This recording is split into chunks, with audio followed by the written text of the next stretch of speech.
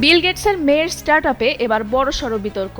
23 বছর বয়সী ফিবি গেটসের এআই শপিং স্টার্টআপ ফিয়ার বিরুদ্ধে কুকি স্টাফিং এর অভিযোগ। নিউ ইয়র্ক পোস্ট ও ব্লুমবার্গের খবরে বলা হয়, মাইক্রোসফটের সহ প্রতিষ্ঠাতা বিল গেটসের 23 বছর বয়সী মেয়ে ফিবি গেটস এবং স্ট্যানফোর্ড বিশ্ববিদ্যালয়ের আরেক প্রাক্তন শিক্ষার্থী সোফিয়া কিয়ানি মিলে চালু করেন এআই চালিত শপিং প্ল্যাটফর্ম ফিয়া। 2025 সালের এপ্রিলে তাদের কনজুমার অ্যাপ এবং ব্রাউজার এক্সটেনশন চালু করে। অভিযোগ উঠেছে, ফিয়ার ব্রাউজার এক্সটেনশন ব্যবহারকারীদের অজান্তেই অ্যাফিলিয়েট ট্র্যাকিং কুকি বসিয়ে দিত, এমনকি কোনো পণ্য না কিনলেও বিক্রির কৃতিত্ব নেওয়ার সুযোগ তৈরি হতো। এই কৌশলকে প্রযুক্তি ও অ্যাফিলিয়েট মার্কেটিংয়ে বলা হয় কুকি স্টাফিং।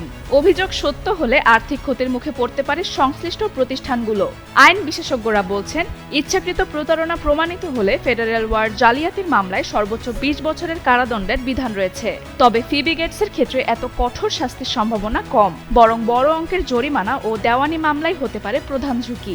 তবে এখনো ফিবি গেটস বা ফিয়ার বিরুদ্ধে কোনো আনুষ্ঠানিক ফৌজদারি অভিযোগ আনা হয়নি। ফিয়াও অভিযোগের কিছু অংশ অস্বীকার করেছে।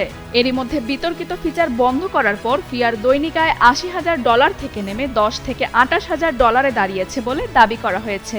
অভিযোগ প্রমাণিত হবে নাকি বিতর্কেই থেমে যাবে, এখন নজর সেদিকেই।